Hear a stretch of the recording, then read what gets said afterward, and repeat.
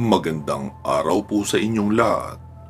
Bago natin simulan ang pagbabasa ng kwentong ibinahagi sa atin ni Sir Rico, ay inaanyayahan ko muna kayong pumindot ng like at mag-comment na rin ng kahit salamat Rico, para naman alam niya na marami ang tumatangkilik at nag-aabang ng kanyang padalang kwento na nagmula sa sarili niyang mga karanasan bilang isang magiting na babaylan.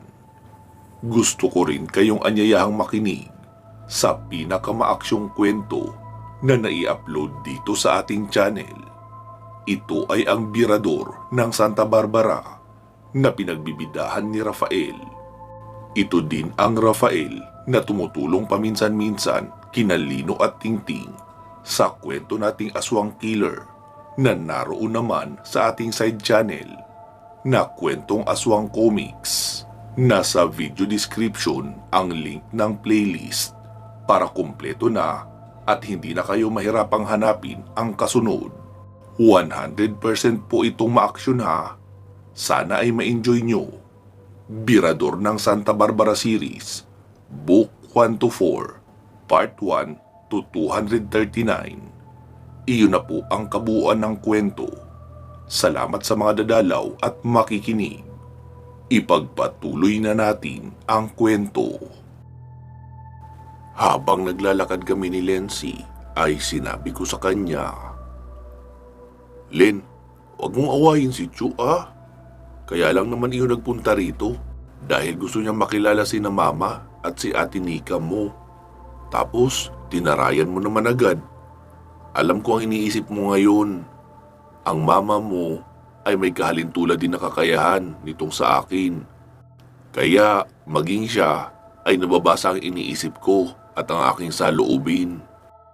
Iyon ang dahilan kaya sa akin kanya ipinagkatiwala. Alam niyang hindi ako masamang tao. Kung mga pangkaraniwang tao lang, ay hindi malayong pagkainteresan kang gawa ng masama o pagsamantalahan. Kaya sana, kahit anong mangyari, ay huwag kang aalis dito. Gaya ng sabi mo, pinagkatiwala ka ng mama mo sa akin.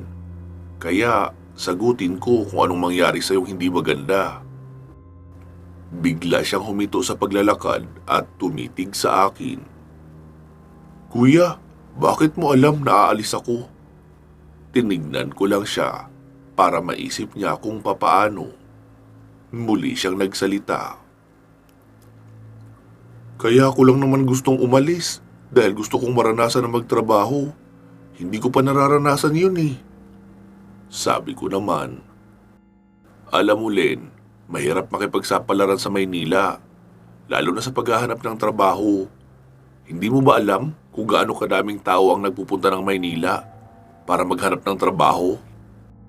Ang ilan sa kanila ay mga nakapagtapos pa ng pag-aaral, tapos ang bagsak, tambay. Dahil sa dami ng lumuluwas ng Maynila para maghanap ng trabaho, kaya agawan. Marami ang aplikante, pero kakaunti naman ang trabahong bakante. At kung basta na lang pupunta roon nang walang kontak na siguradong mapapasukan, ay delikado rin. Marami rin ang naglipana roon ng mga manluloko. Mahirap din siyempre maghanap ng matitirhan dahil sobrang mahal ng mga parentahan. Noong hindi pa ako babaylan, ay sa Maynila rin ako tumira ng matagal dahil doon ako nag-aral. Kaya alam ko ang sitwasyon doon kung gaano kahirap. At ayokong umalis ka sa poder ko. Itinuring na kitang nakababatang kapatid. Kaya mag-aalala ako ng sobra kapag umalis ka." Saglit siyang tumahimik at tila nag-isip ng malalim.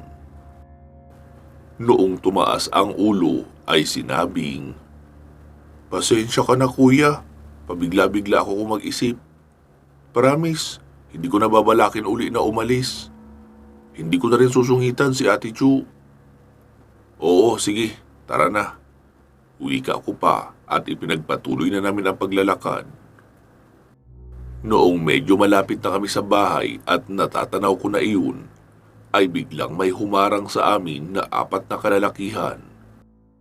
Hindi bababa sa 30 ang edad ng mga iyon. Iyong isa sa kanila ay may hawak na patalim. May isa naman na may hawak na kadena ng motor. Masama ang tingin nila sa amin na mukhang may hindi magandang binabalak. Medyo nagdahan-dahan kami sa paglalakad habang papalapit sa kanila. Nang may marinig akong ginang na sumisigaw habang tumatakbo sa malayo. Nakilala ko kaagad ang ginang na iyon. Siya si Aling Alicia. Pinigilan niya ang mga lalaking iyon na tuluyang makalapit sa amin. Sabi niya pa, "Kaya ayokong nagiinom kayo eh. Dahil kapag nalalasing kayo, ay para kayo mga baliw kong umasta. Hindi niyo ba alam kung sino ang hinaharang niyo? Isa yang babaylan. Sila ang may-ari ng lupaing sinasaka namin." Tapos ako naman ang tinignan noon. "Sir, pasensya ka na po. Mga pinsan at pamangkin ng asawa ko ang mga ito. Dumalaw lang dito galing sa Sorsogon. Kaninang umaga pa sila nagiinuman sa bahay." Nagsalita naman iyong isang lalaki. "Babaylan ba kamo yung lalaking yan? Baka naman babaero. May kasama pa nga magandang dalaga oh. Ang puti at ang laki pa ng pakwan. Saan kayo galing ha? Sa dabuhan ba sa unahan? Ano miss, masarap ba?" Pang-iinsulto pa noon sa amin. Si Lenzi naman ay pilit kumakawala sa akin dahil susuntukin niya raw ang lalaking iyon. Pero hindi niya magawa dahil sa mahigpit na pagkakaakbay ko sa kanya at hawak sa isa niyang braso para hindi siya makawala. Sinipa niya pa nga ang lalaki pero hindi pa rin umabot dahil hinila ko siya kaunti papaatras. Nagsalita ako at kinausap si Manang Alicia. Sabi ko, "Manang Alicia, mabuti pa itawagin mo muna si Mang Andres para mapauwi na itong mga pamangkin niya. Papalampasin ko ngayon ang kabastusan ng mga ito dahil alam ko mga lasing sila, kaya lang sila matapang. Pero kakausapin ko ang mga iyan bukas. Huwag kang mag-alala, hindi kami masasaktan ng mga iyan." Hindi na nagsalita pa si Manang Alicia. Umalis na agad para sunduin ang kanyang asawa. Naiwan naman sa harapan namin ang 4 na kalalakihang iyon at may hawak pang ang tanduay na long neck ang isa. Hindi na sila makagalaw. Ipinako ko na kasi sila agad para hindi makalapit. Ang isa nga sa kanila ay nakaihi na sa pantalon. Ilang saglit pa ay dumating na si Mang Andres. Kasama ang 4 niyang mga anak. 4 kasi ang anak noon. Isang binabae, 2 babae na kambal, at isang lalaki na straight. Tinanggal ko na agad ang pagkakapako ng 4 na lasing. Sabi agad ni Mang Andres, "Sir, ikaw pala. Pasensya ka na talaga dito sa mga pinsan ko at pamangkin. Nagpaalam ang mga iyon sa akin na aakyat doon sa tindahan para bumili. Tapos nagulat na lang ako noong sabihin ni Mrs. ang ginawang pagharang sa inyo." Sabi ko naman, "Okay lang yan Mang Andres. Bukas kakausapin kita. May mahalaga akong sasabihin sa iyo. Sige, iuwi mo na ang mga iyan bago pa sila manggulo sa ibang mga kabahayan at mapahamak pa sila." Nakita kong biglang lumungkot ang mukha ni Mang Andres na halatang nag-aalala. Sabi ko sa kanya, "Huwag mong isipin yan Mang Andres. Hindi kita papaalisin dito sa lupain namin dahil lang sa kagagawan ng mga ito. Anak lang ako ng may-ari, pero hindi ako ang may-ari ng lupaing ito at hindi mo rin ako amo. Isa pa, hindi pa ako pinapanganak ay dito na kayo nagtatrabaho. Malaki ang tiwala sa inyo ng aking ama. Kaya ikalma nyo lang ang inyong sarili at tigilan ang pag-aalala." Umaliwalas naman ang kanyang mukha at sinabing, "Sadyang kamangha-mangha ka talaga, sir. Nakakahiya tuloy sa iyo." "Wala po yun," sagot ko naman. Tapos lumapit sa akin ang 2 dalaga niya na kambal. Sabi noong isa, "Rick, sa next week, birthday namin itong kambal ko. Baka pwede ka naming imbitahin. Isama mo na rin si Naruna, Diana at si Princess. Namimiss ko na sila eh, lalo na ikaw. Pero wag mo na isama ang lintang yan na palaging nakadikit sa'yo." Agad namang sumagot si Lency. Hoy, mistisang manananggal. Kahit pa magpalitsyon ka ng dinosaur, wala akong pakialam at hindi ako maiinggit. Ikaw nga dyan kung makatingin ka kay kuya, parang niroromansa mo na siya sa tingin mo pa lang. Abay kung makati na yang sayo, ay lagyan mo ng sili.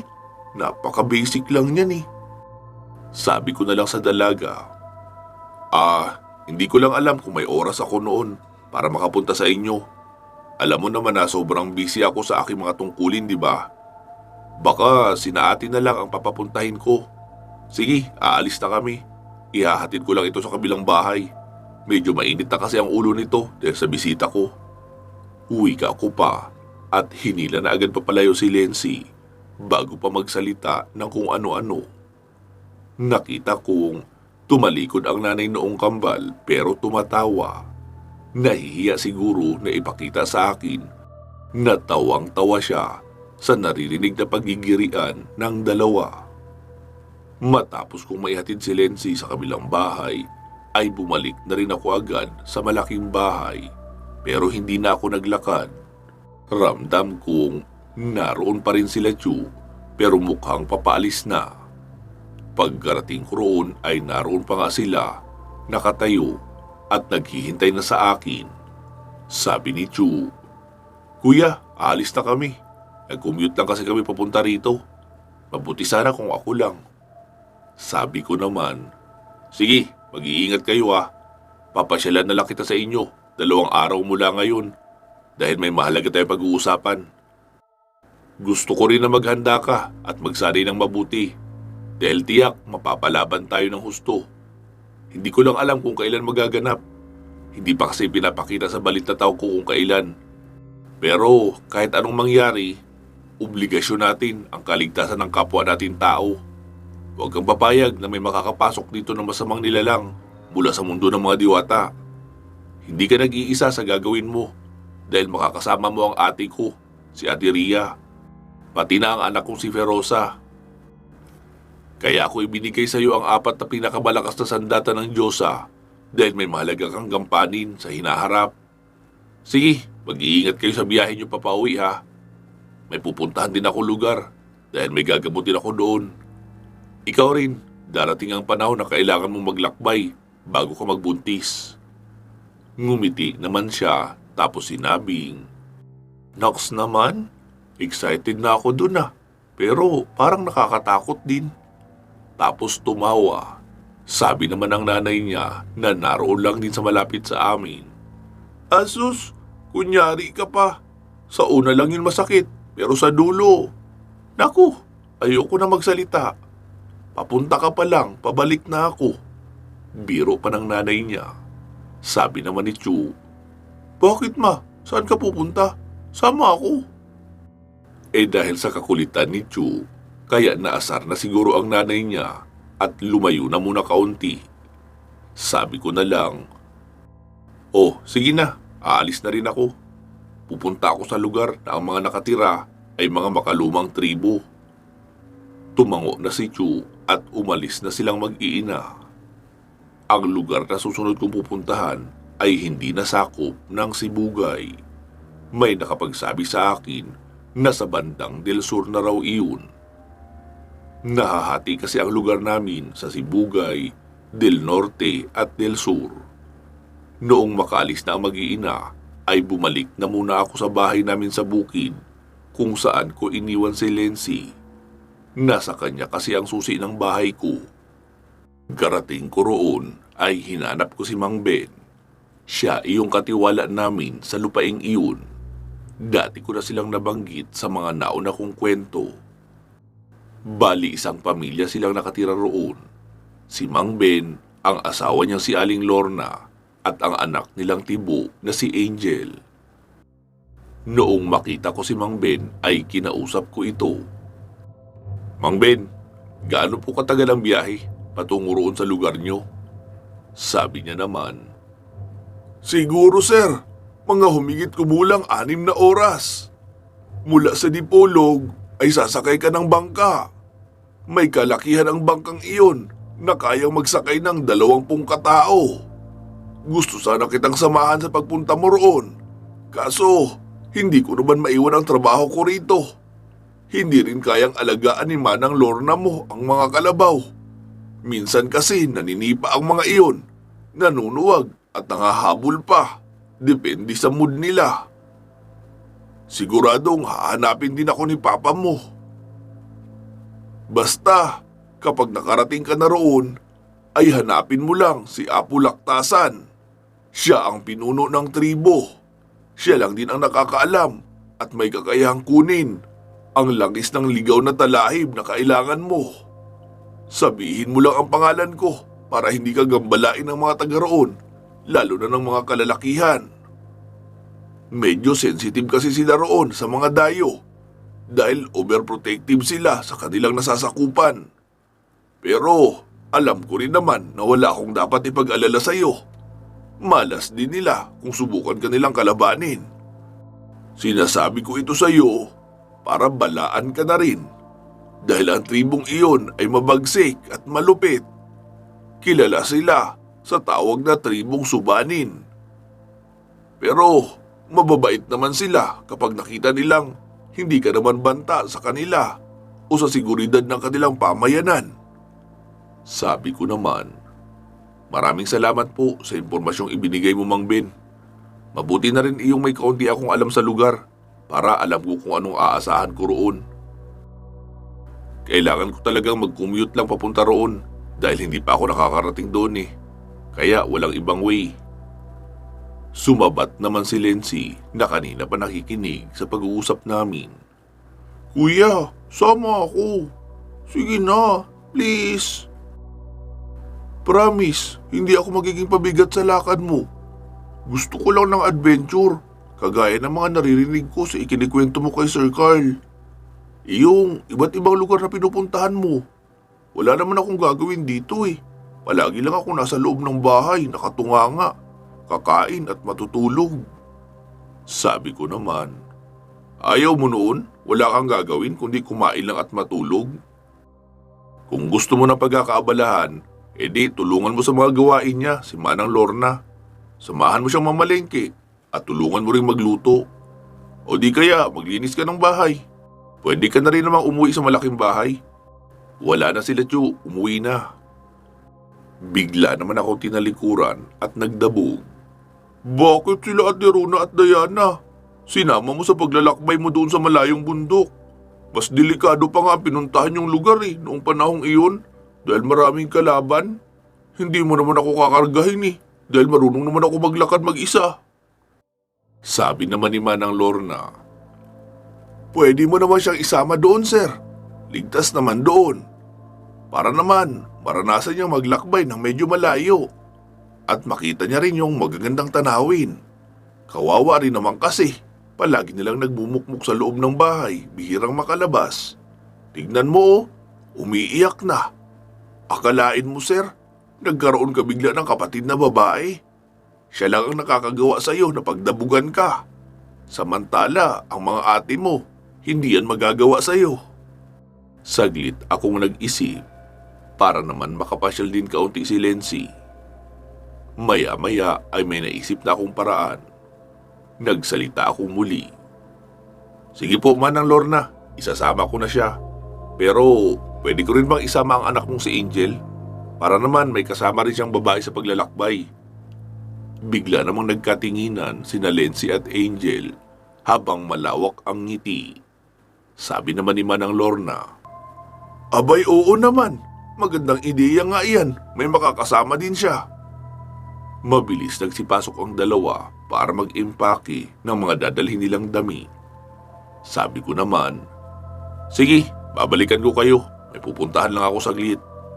Wika ko pa at nagtungo ako sa batis malapit sa bahay namin doon sa bukid. Sa bandang ibaba lang iyon. Pagkarating ko roon ay umusal ako ng orasyon kasabay ng pagbanggit ng pangalan ni Kunay. Maya-maya lang ay biglang bumagal ang takbo ng katubigan. Hanggang sa tumigas na iyon na parang kandilang tunaw na tumigas. Tapos saka naman lumitaw sa harapan ko ang maliit na babae. Hanggang tuhod ko lang ang taas niya. Nagsalita si Kunay. Pantas, anong kailangan mo? Nagtatampo ako sa iyo. Sabi ko naman, ha? Bakit naman? Tsaka, bakit wala ka na sa bahay ko? Ayaw mo na ba roon? Sabi naman ito, ayoko na doon sa bahay mo. Kapag wala ka, palaging maingay at magulo.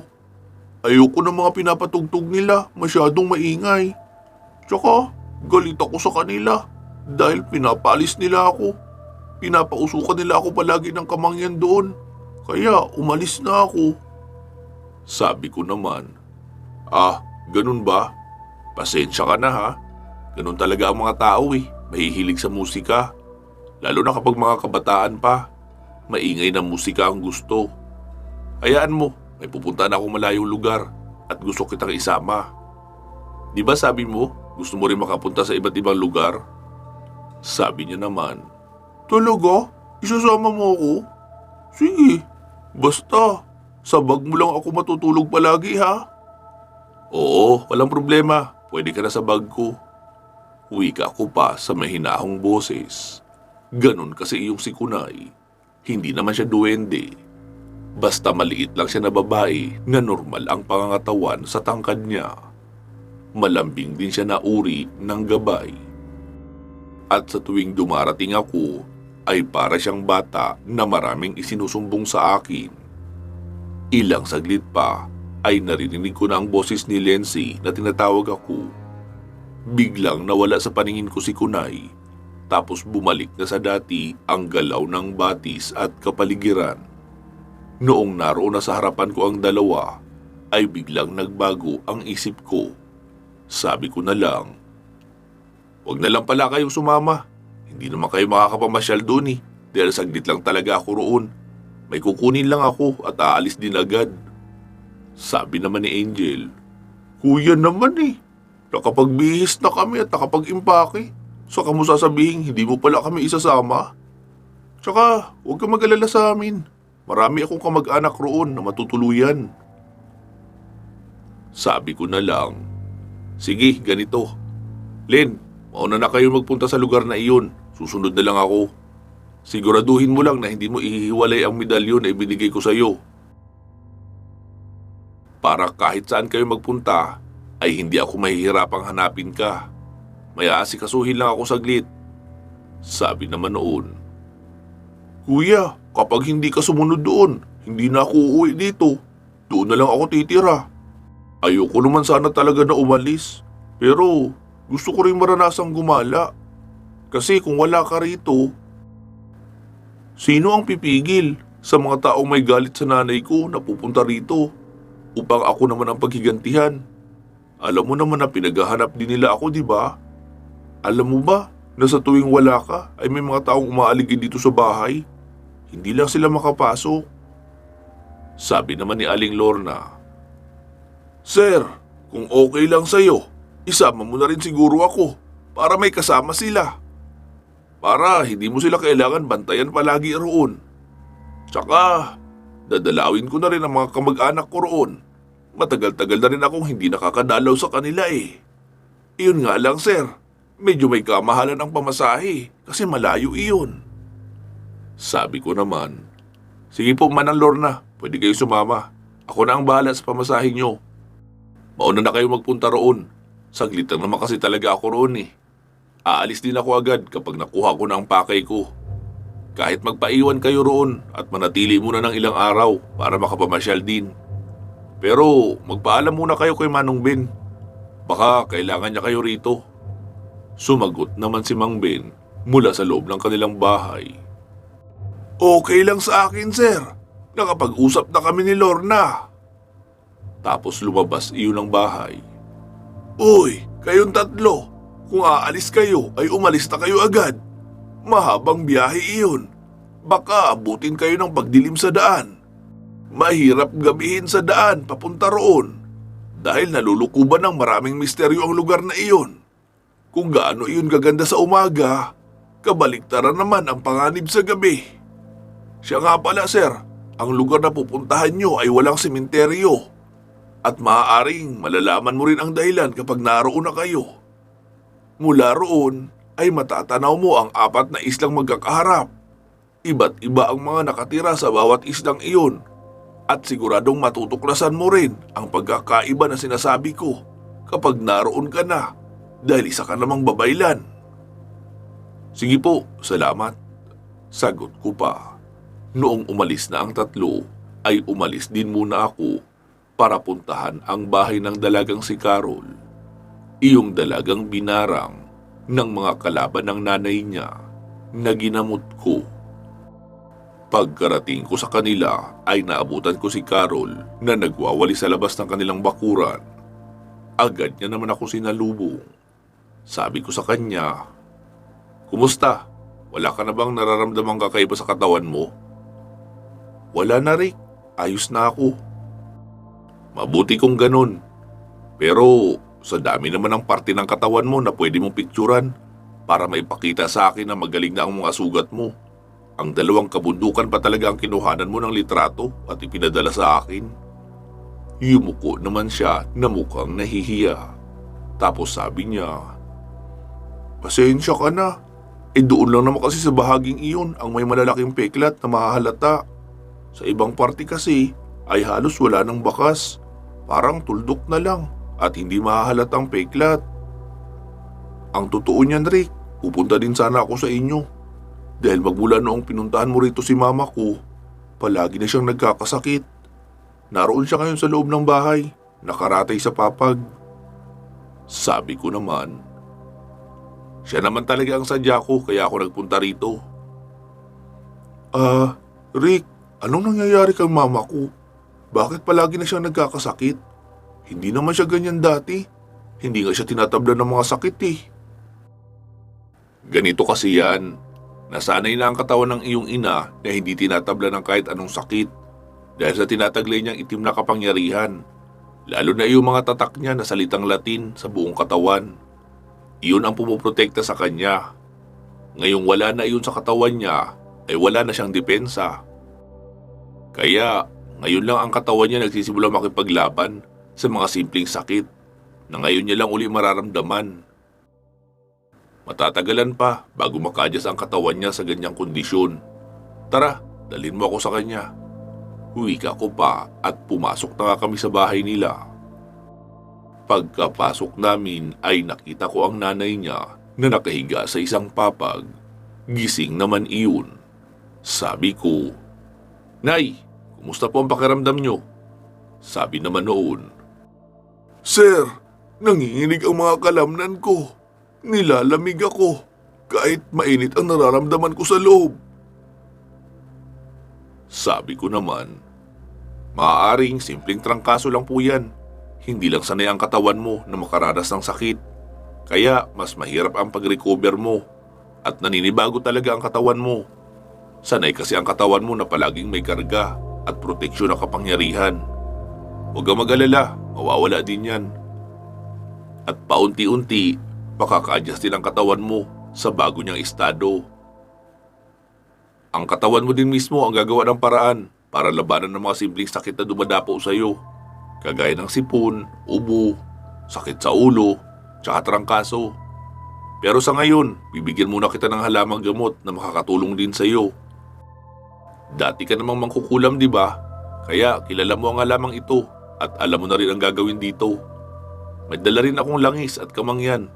Magpausok kayo palagi sa labas ng inyong bahay tuwing umaga at hapon para hindi ka naggambalain ng mga maligno na dati mong gabay." Inutusan ko si Carol na kumuha ng basong may tubig na malinis tapos isang karayom. Noong maibigay niya na iyon sa akin ay umusal ako ng orasyon tapos tinusok ko ng karayom ang daliri ko sa kaliwa at ipinatak sa tubig ang dugong lumabas. Kaunti lang naman iyon, mga 2 patak lang siguro. Maya-maya ay biglang kumulo ang tubig na nasa baso at naging kulay green. Iniabot ko iyon sa ginang at ipinainom. Kumuha rin ako ng dahon ng labnog at idinikit sa ulo niya. Sabi ko kay Carol, "Carol, pahiran mo muna ng langis ang buong katawan ng nanay mo. Doon muna ako sa labas at may gagawin lang ako roon." Inabot ko sa kanya ang boting may langis Tapos lumabas na ako. Pagkatalikod ko ay sinabi niyang, "Rick, baka nagugutom ka. Kumain ka muna dyan. Meron kaming nilagang saging. Pasensya ka na, wala kasi kaming bigas. Kaya yan lang ang pagkain na meron kami." Tinanguan ko lang siya at nagtuloy na ako sa paglabas ng kanilang bahay.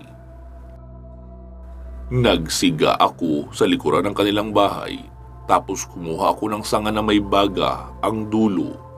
Doon ko sinunog ang kamangyan. Umikot ako ng 3 beses sa kanilang bahay habang dala ko ay yung aking pinapausok. Sabay usal lang isang orasyon. Ilang saglit pa ay biglang umuga ang kanilang bahay. Maging ang mga puno sa paligid ay umuga rin ng malakas. Ang mga dahon ay dumuduyan-duyan na animoy may malakas na daluyong ng hangin ang dumaan. Pero wala namang hangin noong mga oras na iyon. Tapos ang aso naman nila na nakatali sa may haligi ng bahay ay biglang nangisay at bumula ang bibig. Maya-maya pa ay naging normal na ang pakiramdam ko sa buong paligid. Wala na iyong itim na aura na bumabalot sa kanilang bahay at sa kapaligiran. Umaliwalas na at nawala ang maitim na ulap na tila naroon palagi sa itaas ng bahay nila na siyang sumasangga sa liwanag ng araw. Kaya nasikatan na ulit ng araw ang kanilang bubong. Nakita kong biglang lumabas ng bahay si Carol. Tapos sabi niya, "Rick, anong ginawa mo? Parang nanibago ako sa bahay namin eh." Bigla na lang lumiwanag at umaliwalas. Siya nga pala, si Mama, nakatulog na. Hindi ko na siya sinagot sa kanyang tanong. Ang sabi ko na lang, "Carol, di ba sabi mo kanina lang na wala kayong maisaing na bigas?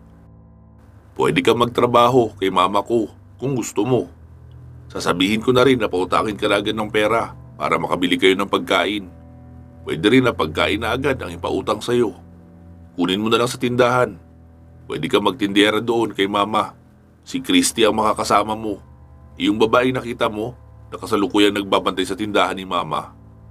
Pero bago ka magpunta roon, ay hintayin mo muna na magising si Mama mo." Sabi niya naman, "Salamat Rick ha. Kahit nakakahiyaman, tatanggapin ko na lang din. Tsaka, Rico na lang siguro ang itatawag ko sa'yo no. Mas matanda naman ako sa'yo eh. Siya nga pala, pwedeng magtanong?" "Oh, ano yun?"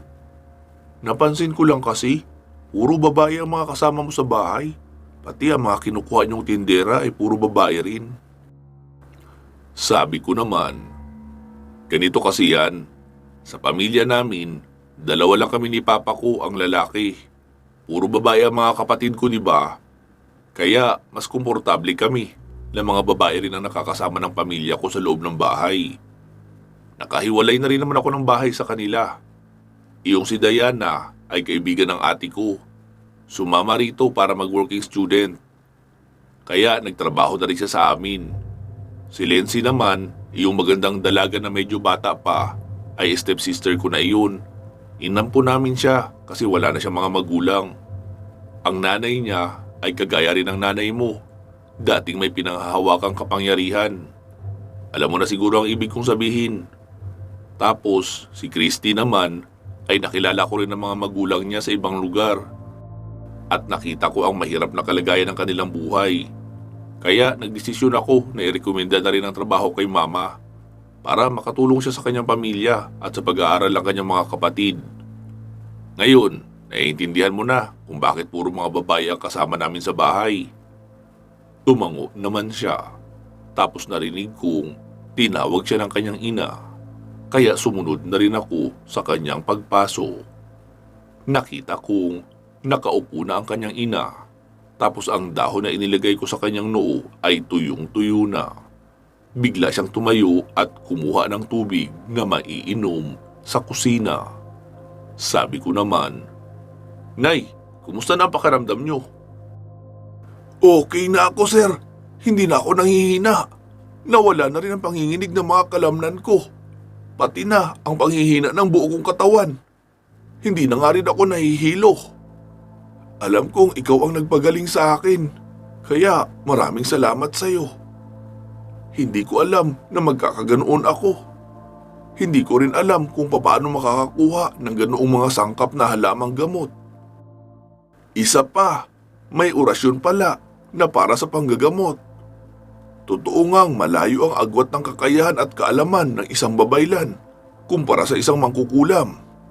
Palibhasa, kakampi nyo ang mga diwata at nariyan sila palagi para tulungan ang mga katulad nyo. Hindi kagaya namin na kaaway ng mga diwata. Sabi ko naman, huwag mo nang isipin yun. Ang mahalaga, wala ka na ngayon sa impluwensya ng itim na mahika. Malaya ka na. Ang paghandaan mo na lang ay ang mga nakaaway mo dati. Siguradong hindi mo na sila kayang talunin ngayon, lalo at wala ka ng itim na kapangyarihan. Kaya huwag na kayong lalabas ng bahay kapag gabi na, dahil nariyan lang sila nakaabang sa inyo sa labas tuwing lulubog ang araw. Kaya kita binigyan ng ikalawang pagkakataon dahil sa dalawang dahilan. Una ay may anak kang maiiwan. Kapag nawala ka, sino ang puprotekta sa kanya? Pangalawa, hindi naman totoong kaaway ka ng kabutihan. Pinupuksa mo pa nga ang mga katulad mo, pati ng mga aswang. Kaya sila galit sa'yo. Sige, lalabas muna ako. May gagawin lang akong mahalaga. Muli akong lumabas ng bahay at nagpunta sa may gilid ng bakuran. Umusal ako ng orasyon upang lagyan ng espiritual na bakod ang kanilang bakuran na hindi kayang basagin ng masasamang nilalang. Alam ng ginang ang ginagawa kong iyon. Pagkatapos noon ay nagpaalam na ako sa kanila na uuwi na. Muling lumabas ng bahay si Carol at lumapit sa akin sabay sabing, "Rick, nag-aalala ako sa mga sinabi mo kay Mama. Nabalitaan ko rin yung ginawa nila sa Mama noong si Lency. Yung dating ginamot mo, pinatay siya ng mga kalaban niya, di ba? Ibig sabihin, hindi malayong ganun din ang mangyari sa amin."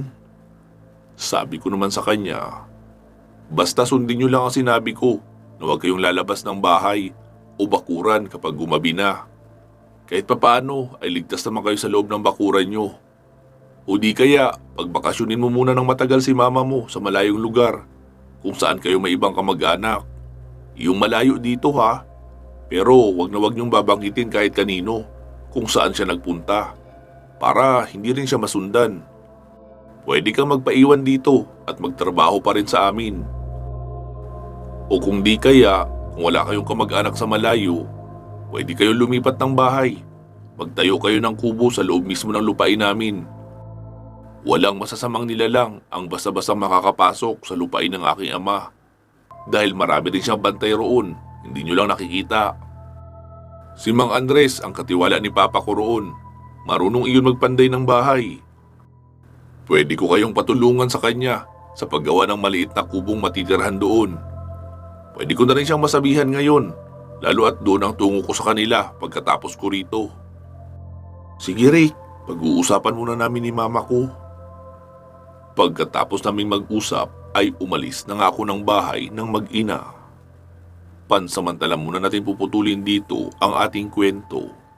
Magsama-sama tayong muli sa kasunod nito. Bago po natin tapusin ang ating video, ay bigyan muna natin ng daan ang ating mga shoutout at pasasalamat. Gusto ko po munang ipaalam sa lahat na yung mga kwento nating mahahaba o series ay meron pong playlist.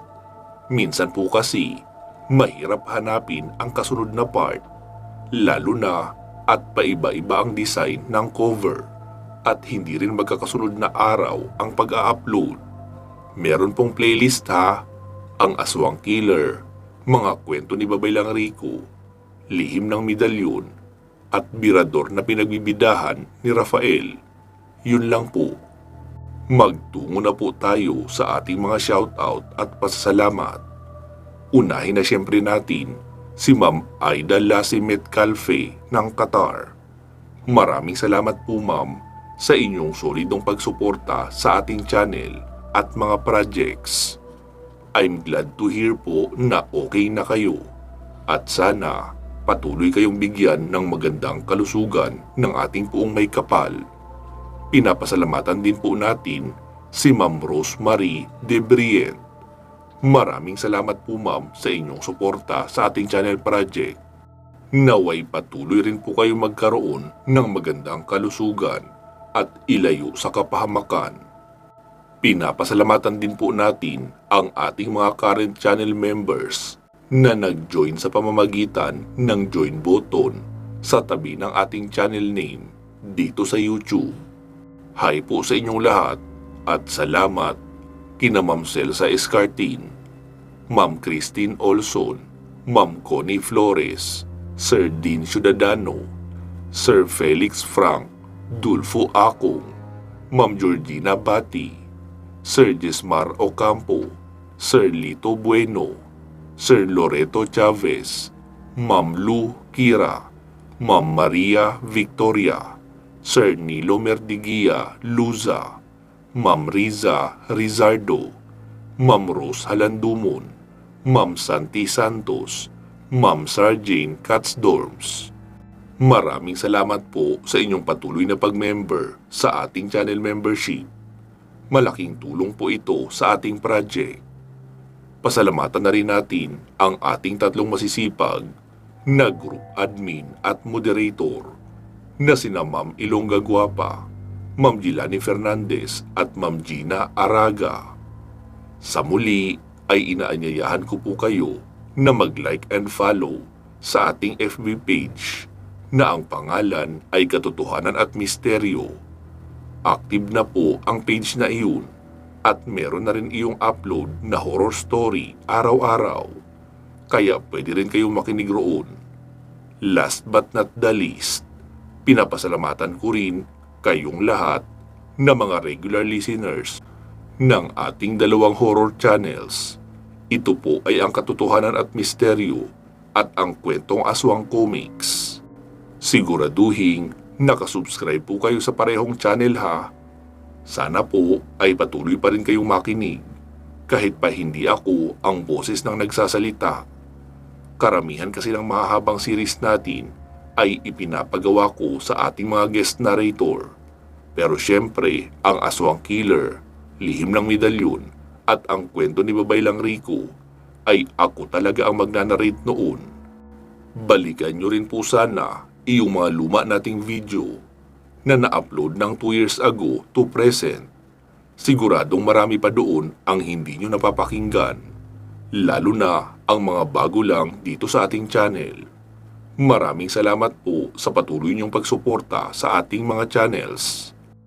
Naway sa araw-araw niyong pagtambay sa YouTube ay kasama ang ating channel sa inyong dinadalaw. Kahit ako na ang huli niyong pakinggan ay ayos pa rin iyon sa akin. Masaya pa rin ako doon at ipinagpapasalamat ko na iyon ng malaki. Naway pagpalain kayong lahat ng ating puong may kapal at bigyan palagi ng malusog na pangangatawan. Magsama-sama po tayo muli sa iba pang mga paparating nating kwento.